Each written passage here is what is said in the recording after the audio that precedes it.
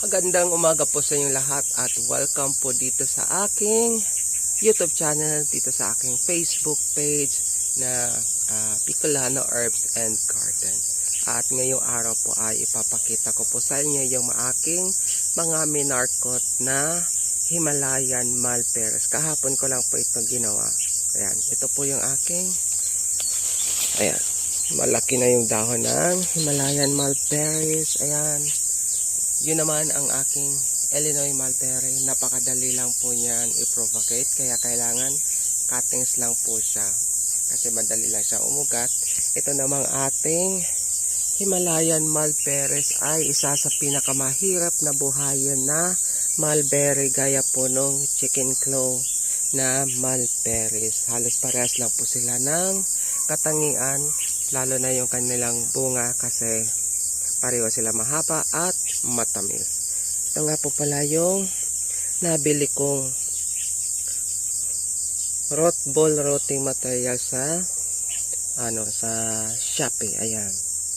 May biak nga yung naipadala sa akin. Pero okay lang. At least magagamit pa naman natin. Ayan.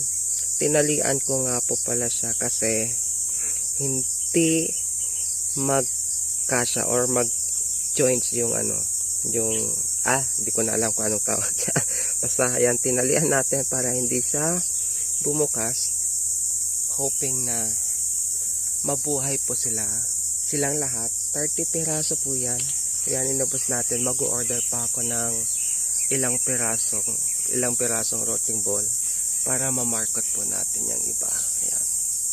Mga 1.5 months nga po pala sila bago magkaugat. Sana lahat ng 30 pieces ay mag-ugat para meron akong pangbenta. Syempre, ayan, ito. Hindi ko pa natatanggalan ng dahon.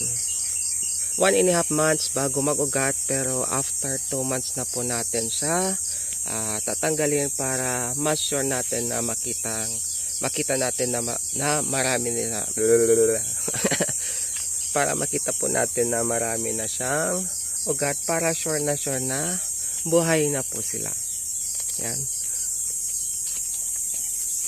Ito pa. Okay. Ayan. Ito. Mag-order ulit ako mamaya sa Shopee.